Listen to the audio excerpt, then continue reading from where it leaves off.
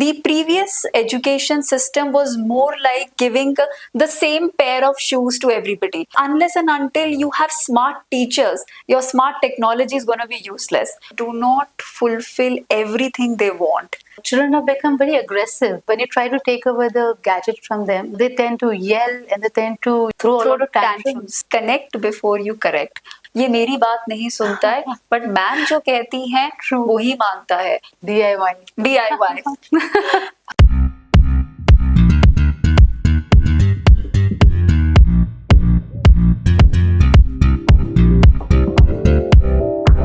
Hello and welcome to the Michelle David Show. Our guest for today is Ms. Sonal Malhotra, Principal of Knowledge Tree World School, Gurugram, a visionary educator shaping young minds for a brighter future. Welcome to the show, Ms. Malhotra. It's a pleasure to have you. Likewise, I'm absolutely thrilled to be here. Same here. So what is NEP and why do you say it is just more than an age criteria? The national education policy is a very transformative policy, as I would like to put it forward. However, the buzz is mostly around the age criteria, which of course is one aspect of NEP. If you dive deep into the document and if you read it, then you'll get to know that how vast and how much modern it is in its approach, whether we are talking about the holistic development, whether we are talking about the logical reasoning, analytical abilities, and most important, the competencies that we need to develop even in our educators so that we can raise better and skillful set of students. What are some of the key highlights and takeaways from NEP? So if I have to tell you 3 takeaways from the NEP. Right. The first one has to be how much impetus has been given to the mother tongue and regional languages. So as per the NEP, till grade 5, the document states that the language is a very powerful tool for a child in the formative years to learn something new. And if you do that in a bilingual fashion or you do it in the mother tongue of the child learns much faster and learning becomes more easier and fun. So very true. So that is one thing which I would like to put it forward. The second one, of course, being competency-based learning and vocational and skill-based learning, which of course is a very modern approach, because right now the previous education system was more like giving the same pair of shoes to everybody. So everybody can't fit in that same pair of shoes. Some might struggle, some might fit in, some might just give up. But the new policy is very unique in its approach. It caters to the idea that each individual is distinct in nature, has a unique set of skills. It is that way is very customized and has a very global perspective to it. So it takes into consideration your roots and your cultural values, and with that root and values, it tries to take you forward by catering to a global platform. And the last one I would say is developing the competencies and the capacity of the educators. So whether it is the professional development, whether it is the capacity building of the teachers, because unless and until you have smart teachers, your smart technology is going to be useless. So we need to have that smart educator in the class to raise a smart student in that sense. True. Yeah. So these would be my 3 takeaways. And what are the different boards available nowadays? As in for now, we have 6 boards available. So we'll start with the international boards first. So we have the IB, which most of us are already aware of. Then we have the Cambridge, which is the IGCSE. Also we have the WACE, which is the Australian board now. However, the presence of WACE is right now only in Bangalore, not so much in Delhi NCR. These 3, of course, are your international boards, which prepare you for a global platform. In India, if we talk about, yes, we have the CBSE, ICSE, and the various state boards such as the Haryana board, UP board, so on and so forth. So we have primarily these 6 boards. What should parents keep in mind while selecting a board? So I think parents need to have a very clear vision as to where they want to see their child. So if the parent is clear that they would want to send their child outside of the country, then of course the international boards, whether it's the Cambridge or the IB or the ways, it's a great option for them to explore. However, if you look at the Indian setup, then of course CBSE hands down is doing a remarkable job in terms of building in new skills among students and teachers as well. I would definitely recommend CBSE. I couldn't agree more. I mean, I've always been a fan of CBSE. Yeah.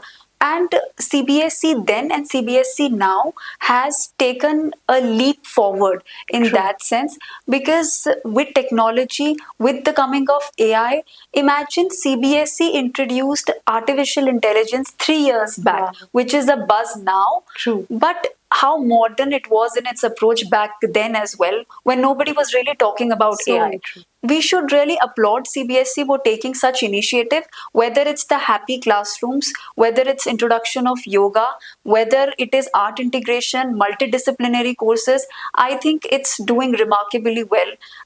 So, what is your opinion on the sad reality of non attending students? Yes, that's very much prevalent. Which is very unfortunate. Absolutely. So sad reality, yeah, it's there in the society, and a lot of students are taking up these dummy attendances. However, any board you take, whether it's the international board or any of the Indian board, one, it is not legal. Two, it is not recommended. And third, Right. it completely robs the child of their social and emotional development. So that's something that I would definitely not recommend any child or any parent to do that in those high school years. What is one tip you like to give parents? To the parents, I would like to say that give your child all that they need. However, do not fulfill everything they want. Do take away certain things and hold back certain things. Right. Give them as rewards when it is required or when it is desired, but don't give them that instant gratification, because the world we live in is constantly revolving around instant gratifications, appreciation, and moving a lot towards materialistic and fulfillment of material desires. But as parents, sometimes we feel that by doing so, we are compensating for the time that we are not giving So, it a to our no children. is very important. Yeah. So Very, at very times you have to be very firm that Absolutely. yes, even if, for example, if you talk about screen time has become a routine in most of the households. That should rather be a reward for the child, Yes. not become a ritual and a routine. And when you are having that family time, it should be completely off screens. When you come back home from work, you are already in a very stressful kind of a situation. Maybe the day was a little rough. Even for a householder, you sit down with your child where there's a 30-minute homework that you have to do, but that ends up being a 2-hour battle with, because there's a lot of negotiation. You try to threaten the child is not ready to do it, there's too many distraction. However, we need to really understand as parents that as much as we are caught up, maybe the child is caught up in various set of emotions. So coming down to that level, understanding the child, bonding with the child, so giving that 10 to 15 minutes of uninterrupted time to your child will help you engage your child better in day-to-day interactions. True. In fact, you have mentioned screen time. I've seen children have become very aggressive when you try to take away the gadget from them. Yes. They tend to yell and they tend to throw a lot of tantrums. Yeah. At So times. that's absolutely true, because that's giving them that sense of pleasure.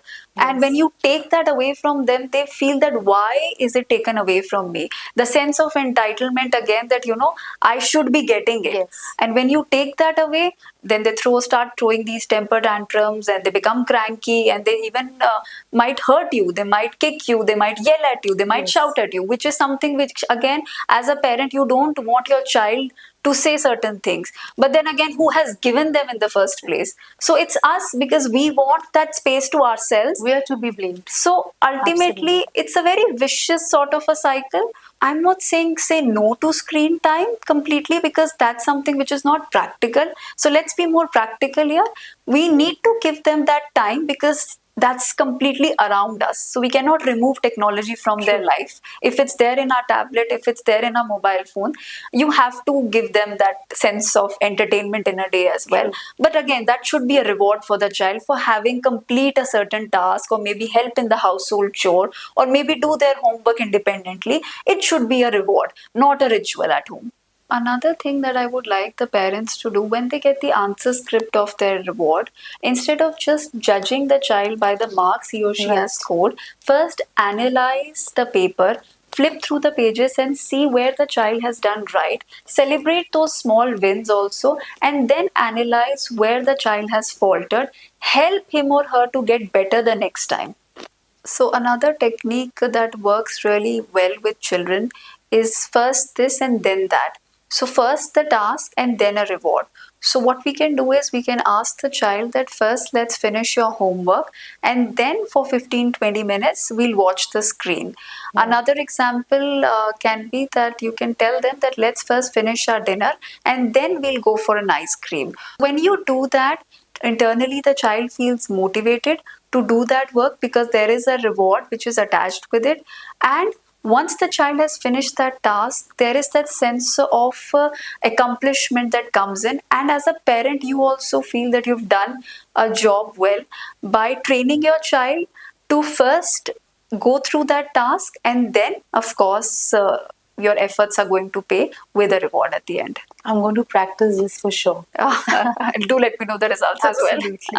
Apart from academics, how important is skill-based learning? So, skill based learning is absolutely essential in today's time, and I think CBSE is also paving its way forward by enhancing the skills of the students. It's offering more than 20 plus courses, whether it's designing, whether it's retail, whether it's fashion and designing, whether it's mass media, whether it's AI for that matter, and many more, of course, because for a child to gain mastery over a certain skill will only ensure a certain level of confidence and will give that set of other skills to work its way forward.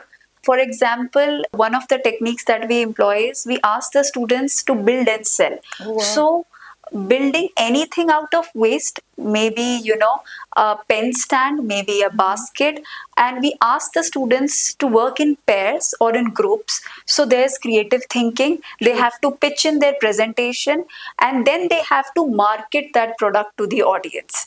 So therein they are doing something which happens in the real life. They understand how marketing and sales work at a very small level, but that gives them a picture, or that gives them a peek into the real world of how the real world works actually.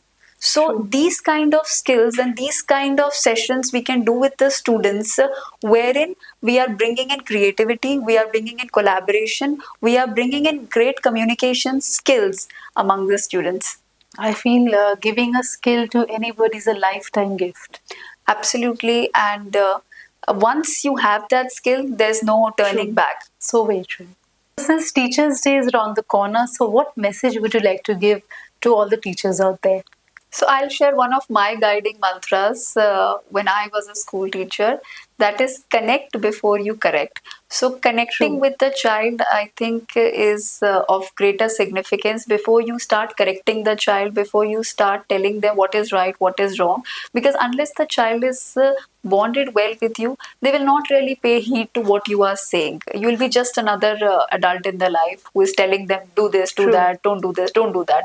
I remember watching this Bollywood movie called Hichki, where Rani Mukherjee was... I loved it. I loved that movie. Oh, it's great that you've seen it. So, if you remember, Rani Mukherjee was the protagonist, and she was given one of the most unruly classrooms, wherein she almost had a nervous breakdown and she was at the verge of giving up her career as a teacher. That's when she realized that probably these children are expressing themselves through their unruly behavior. Maybe there's something more to it which probably others have never really spoken to them about. They've always taken them on their face value. So she really dived deep into it and understood each child, their problems, and that's when the connection happened. And once you're connected with the child, then of course you can correct them, tell them, instruct them, command them, and they will listen to you. So as a teacher, yes, that's absolutely essential. Make your classrooms more energized, do a lot of ice breaking activities with the children, give them that desired break. So they may be studying for 4 continuous periods and haven't got that break. You be that teacher who brings in fun in the classroom, who brings in something which is apart from textbooks, because textbook teaching, anybody can just come in the classroom, write something, do it, mechanically just walk out. But you be that teacher who brings in that one extra thing, walk that one extra mile for them, take them outside, show them things around, let them experience things as they are. So I think with that, a lot of connection building and bonding happens, and then your children listen to you better, they admire you as a teacher, and then you can of course work your way through making them more knowledgeable, more wise, making them more smarter and more capable. And I have seen that children tend to also listen to such teachers. Yes, yes. Who energize the students and who make them happy. Yeah, because we all like to have fun. We all like that little entertainment. We all enjoy those pleasures in our life. And when we get that from our school, when we get that from our teachers, we definitely are going to love that teacher more than the one who is mechanically teaching. True. So why not bring in those elements in the classroom? So set aside those 40 minutes. Those 40 minutes are just you and your children, and have a great time with them. So happy teachers make happy students. Absolutely. So happy teachers will definitely raise happy students. So another thing that I would like to mention is that as teachers, we always need to keep one thing at the back of our mind, that our children are always observing us, following us, and they look up to us in whatever way we are conducting ourselves in. Whether the teaching is happening at that time or not, the children are always getting influenced by our behavior and our conduct. So at times parents come to us and tell us that ये मेरी बात नहीं सुनता है, but ma'am जो कहती हैं वो ही मानता है. So why don't you ask the teacher to tell him to do or work in a certain manner, because that's what our practice is. So children really look up to teachers in that sense, because they are the role models in the classroom. In fact, my child also, she never agrees with me. Always it's like एक पत्थर की लकीर बन जाती, कि मेरी ma'am ने मुझे ऐसे बोला है. My ma'am has said कि ऐसे ही होगा. मम्मी आपको नहीं पता. Yeah, so आपको नहीं पता, but my ma'am knows, and whatever she is saying is the absolute truth. And there's nothing beyond it, you can't change it. So as teachers, when we know that our children are getting influenced by us so heavily, then why not create that aura? Why not create that vibe? Why not we become the best version of ourselves in that sense, that whatever we do, because that's creating that impression in their mind, and they're carrying it forward. So why not give them the best? Which role do you enjoy the most, as an author, principal, or as a teacher? Hands down, as an educator, as a teacher, because that is one of the most lively, interactive and energizing session where you get such fresh perspectives in the classroom. So I think that is one role that I've thoroughly enjoyed, and I still enjoy mentoring teachers. But yes, of course, mentoring students and teaching students is hands down been my favorite role so far. How would you like to address the students watching this show? So for students, I think consistency is the key. Sticking to a timetable is absolutely non-negotiable. So for a student, they need to have a timetable. When are they getting up? What do they do after getting up? School hours, after coming from school hours, do they have any extracurricular class or something? What is their nap time? So they need to have a set timetable for the day. Only then they'll be able to function at their best and their true potential.